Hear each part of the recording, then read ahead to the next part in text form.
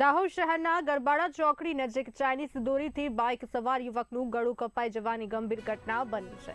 ઘટનામાં ગળાના ભાગે ચાઇનીઝ દોરી વાગતા યુવક લોહી લુહાણ થયો હતો। યુવક પોતાના ઘરે જઈ રહ્યો હતો તે દરમિયાન અચાનક આ દુર્ઘટના સર્જાઈ હતી। આસપાસના લોકોએ તાત્કાલિક ઇજાગ્રસ્ત યુવકને સારવાર અર્થે હોસ્પિટલ ખસેડ્યો હતો। ડોક્ટરના જણાવ્યા મુજબ યુવકના ગળાના ભાગે અંદાજે 50% જેટલા ટાંકા આવ્યા છે।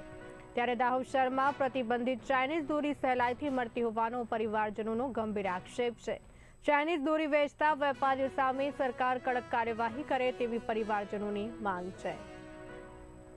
મારો ભાણેજ કામ પરથી ઘરે જતો હતો તો રસ્તામાં હાઈવે પર ચાઇનીઝ દોરીથી તેનું ગળું કપાઈ ગયું છે। તેની સારવાર માટે અમે નાયક હોસ્પિટલમાં લાવ્યા છે ને તેને 30 થી 40% આવ્યા છે। આ ચાઇનીઝ દોરીથી ગળું કપાઈ ગયું છે તે પ્રતિબંધ છે, છતાં પણ આજે માર્કેટમાં સરળતાથી મળે છે તો તેની જવાબદારી કોની? તો સરકારને અમારે એટલી જ અપીલ છે કે ચાઇનીઝ દોરી પર પ્રતિબંધ મૂકે ને લોકોનો જીવ બચે, એટલું જ અમારું કહેવું છે। શું નામ તમારું? ઇરફાન। કે ઈજાગ્રસ્ત શું છે ઘટના?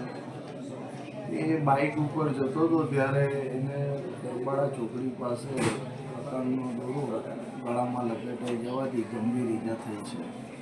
એની ગળાની નસો અને ચામડી સારી એવી અડધાથી વધારે ભાગમાં કપાઈ જતા સારવાર અર્થે લાવેલ છે, જેને તાત્કાલિક સારવાર ચાલુ કરેલ છે અને એની નસો અને સ્નાયુઓનું રિપેરિંગ કર્યું છે। સર કેટલા ટાંકા આવ્યા છે ઈજાગ્રસ્ત? અંદાજે 50 થી 70। Okay sir.